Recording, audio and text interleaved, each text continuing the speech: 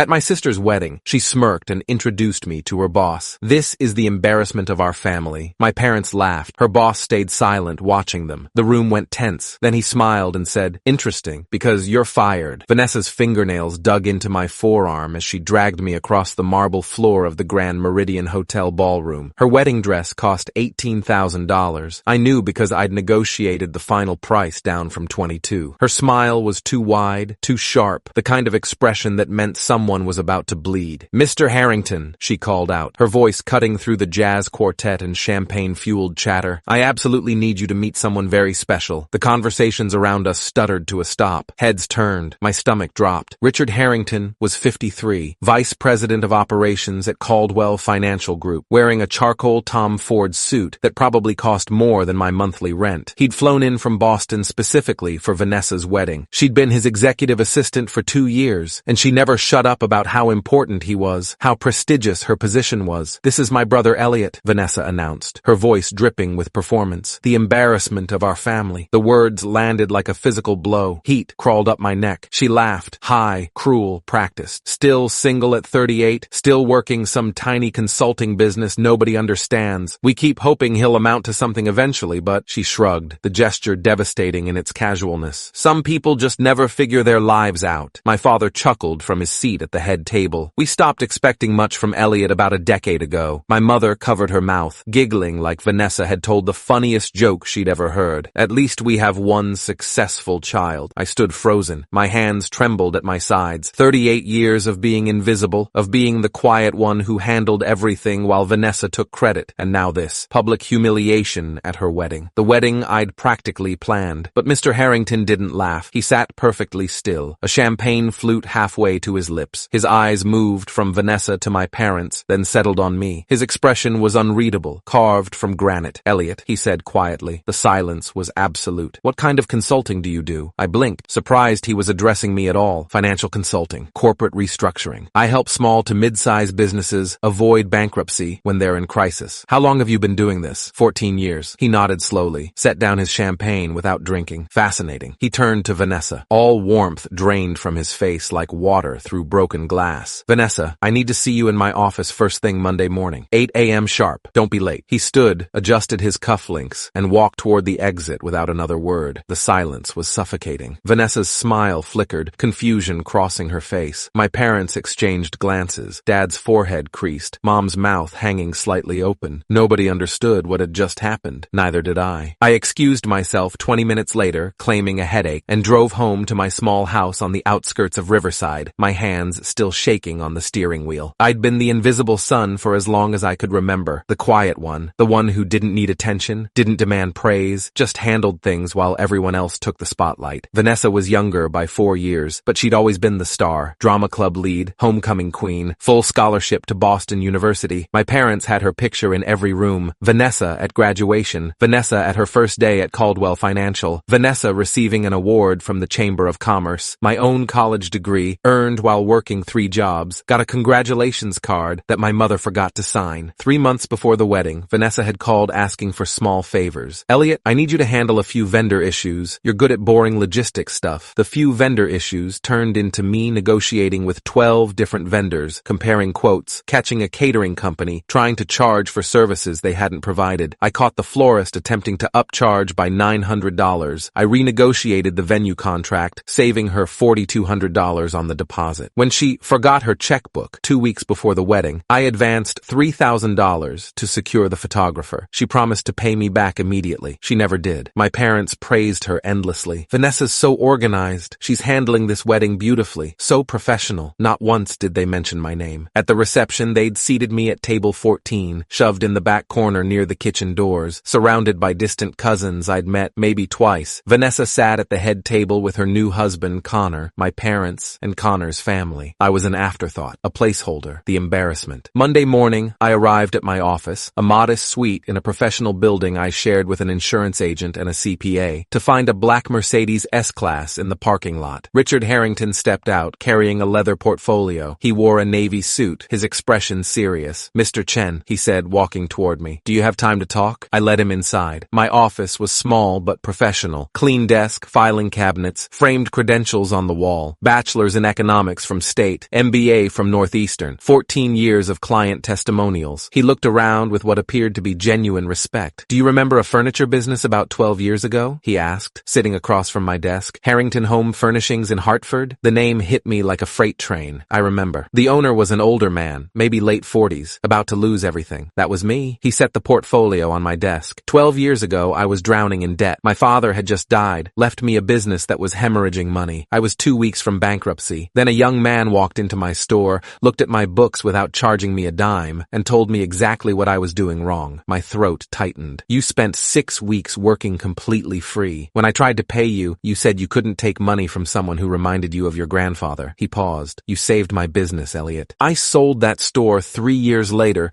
for enough profit to get my MBA, build my career. Everything I've accomplished started because a stranger decided to help me when he had no reason to. I'd forgotten about Harrington Home Furnishings. It had been one of my first clients when I was just starting out, still idealistic, still thinking hard work and helping people would earn me respect. When your sister introduced you at the wedding, Harrington continued, when she called you the embarrassment of the family, I recognized your name immediately. Elliot Chen, the man who saved my life. He opened the portfolio. I didn't fire Vanessa because of what she said Saturday night. I've been investigating her for 8 months. She's been falsifying expense reports, taking credit for work performed by junior associates, using company email for questionable personal transactions. The wedding just confirmed something I'd already suspected about her character. He spread documents across my desk, spreadsheets, email printouts, highlighted sections showing discrepancies in reported hours, falsified client meetings, expenses charged to the company for personal items. Sharon Vega, 22 years in corporate forensic accounting, discovered the pattern 6 months ago, Harrington said. Vanessa claimed to have negotiated a contract with Patterson Industries. The contract was actually negotiated by Daniel Kim, a junior analyst. Vanessa added her name to the final documentation and took the commission, $47,000. I stared at the papers. There's more. She's been charging personal expenses as business costs. Gym memberships, clothing, a vacation to Turks and Caicos she claimed was a client development trip. All told, roughly $83,000 in fraudulent charges over 18 months. Why are you telling me this? Because I'm offering you a consulting position. We're restructuring our subsidiary operations. 3 companies, combined revenue of $40 million. I need someone I trust, someone with integrity. He slid a contract across the desk. 6-month project, $200,000. I couldn't speak. There's one more thing, Harrington said carefully. During the investigation, Sharon noticed unusual patterns in Vanessa's personal finances. Large deposits from accounts shared with your parents. If I were you, I'd look into any family financial arrangements very carefully. I spent the next week digging through old documents, bank statements I'd saved from college, letters from my grandfather before he died, and finally, the truth. My grandfather's education fund had contained $95,000 when he died 16 years ago. The will specified it be split equally between his 2 grandchildren, $47,500 each. Vanessa had received her full amount. It paid for her entire college education, her apartment in Boston, her first car. My share had been invested by my parents in a business venture that didn't work out. They'd never told me. I'd spent 10 years paying off student loans I only had because they'd stolen my inheritance. The bank records were clear. My $47,000 had been withdrawn by my father, then transferred into Vanessa's account 3 months later. She'd graduated debt-free while I worked 3 jobs and ate ramen for dinner 6 nights a week. I sat in my office staring at the documents until my vision blurred. 2 weeks after the wedding, Vanessa called. Her voice was sweet, desperate,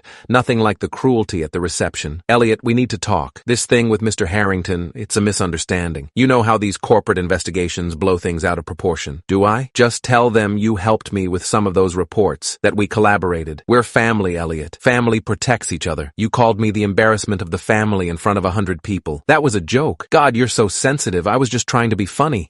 Look, if you don't help me, this could destroy my entire career. They're talking about criminal charges, Elliot. I could go to prison. You committed fraud, Vanessa, because I was under so much pressure. Do you have any idea how stressful my job is? I made mistakes. That's all. Mistakes. But if you tell them we work together, I'm not going to lie for you. You owe me. Her voice turned sharp, the mask cracking. I let you be part of my wedding. I introduced you to important people. You owe me. I hung up. 3 days later, Richard Harrington called me into a conference room at Caldwell Financial Group's regional office. He was joined by Sharon Vega, mid-50s, silver hair, sharp eyes behind designer glasses, and Marcus Reeves, the company's director of legal affairs, late 40s with the tired expression of someone who'd seen too many cases like this. We found something else, Sharon said, sliding a folder across the conference table. During the forensic audit, we discovered emails in Vanessa's sent folder that appeared to come from your email address. My stomach dropped. They're fake, Marcus said immediately. Created to look like you were advising her on how to manipulate expense reports and client documentation. She was setting you up as a co-conspirator. Sharon opened her laptop, showing me the emails. They had my name, an email address similar to mine, but with a slightly different domain. The content was damning. Detailed instructions on how to falsify reports, how to claim credit for others' work. The metadata tells the real story, Sharon continued. Every single one of these emails was created from Vanessa's work computer. The IP address traces back to her desk. The timestamps show they were all created in a 3-hour window last Tuesday night, after she knew we were investigating. She tried to frame you, Marcus said. If this had worked, you'd be facing criminal charges alongside her. I couldn't breathe. My own sister had tried to destroy me to save herself. The company hearing was held on a Friday afternoon. I wasn't required to attend, but Harrington invited me to observe from an adjoining room with one-way glass. Vanessa sat across from a panel of 4 executives: Harrington, the CFO, the chief legal officer, and the head of HR, a woman named Patricia Carmichael, with 28 years of corporate investigation experience. They presented the evidence methodically: the falsified expense reports, the stolen work, the fabricated emails, the metadata proving she'd created them herself. Vanessa tried to charm them, tried tears, tried anger. Nothing worked. Vanessa Chen, Patricia Carmichael said, her voice cold and professional. You are terminated effective immediately. The company will be pursuing full restitution for fraudulent expenses totaling $83,000. We will also be reporting this matter to law enforcement for potential criminal prosecution. You can't do this! Vanessa stood, her face red. My family has connections.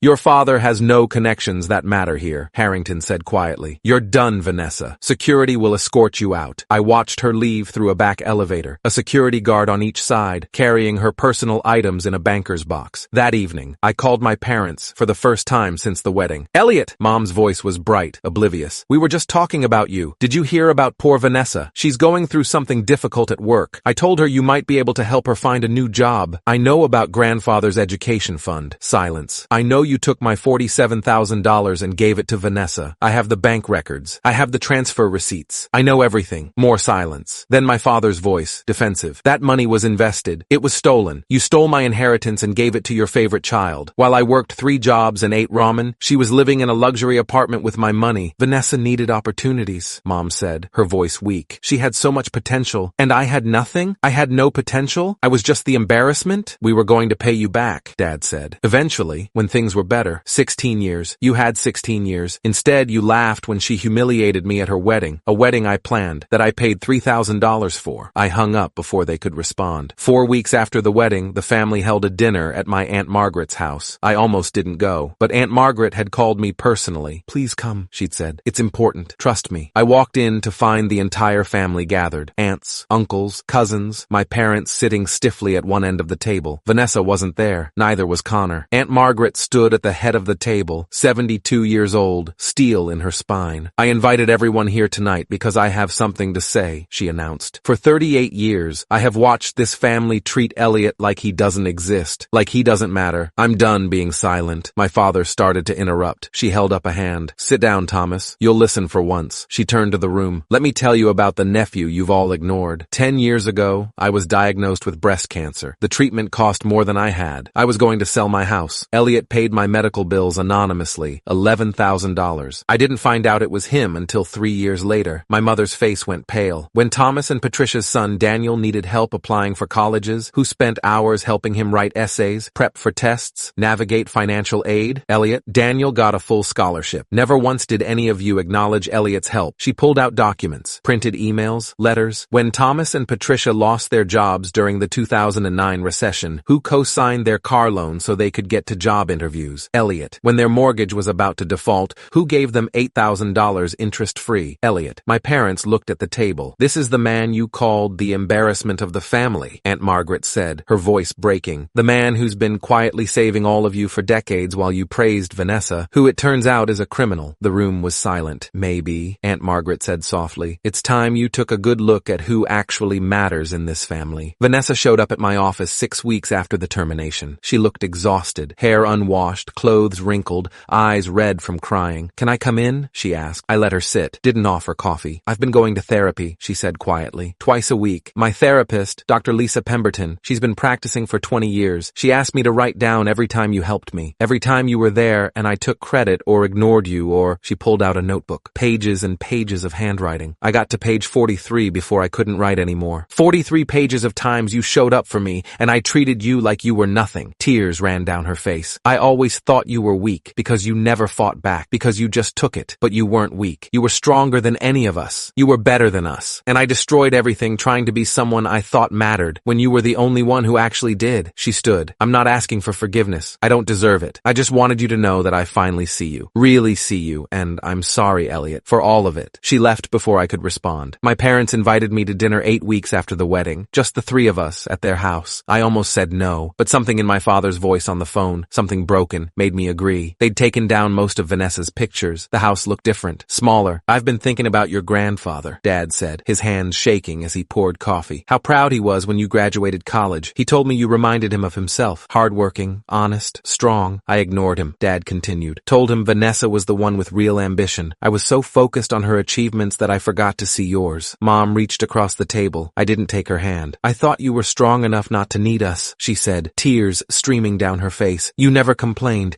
You never asked for help. I told myself that meant you were fine, that you didn't need a mother the way Vanessa did. But I was wrong, she sobbed. You did need me. You needed both of us, and we failed you. We completely failed you as parents. Dad's voice cracked. I stole your inheritance because I thought Vanessa would use it better, because I believed she was more important. I've spent 16 years telling myself it was the right choice. It was the worst thing I've ever done. They sat there, broken and crying, and I felt nothing, then something. Not forgiveness. Not yet, but maybe the possibility of it someday. I need time, I said. Years probably, and I need you to understand that I'm not the embarrassment anymore. I never was. You just didn't want to see me. We see you now, Dad whispered. Finally, and you're extraordinary. 6 months after the wedding, Richard Harrington and I launched a program through Caldwell Financial Group, providing pro bono restructuring services to small businesses in crisis. We called it the Second Chance Initiative. The first business we saved was a family-owned bakery in Hartford that reminded me of Harrington Home Furnishings. The owner cried when I told her the consultation was free. Why would you help me? She asked. Because someone helped me once, I said, and I'm paying it forward. When the local paper wrote about the initiative, my parents sent me the article with a note. Proud of you. Finally, I put it in a drawer, not because I needed their approval, but because I no longer depended on it. 3 months after that, Vanessa sent me a card. She'd taken a job as a junior accountant at a small firm, making a quarter of what she'd earned before. The card was simple. You were never the embarrassment. We were. Thank you for showing me what integrity looks like. V. I put that card on my desk, not because I'd forgiven her, not yet, but because for the first time, she'd finally seen me. And maybe, eventually, that would be enough.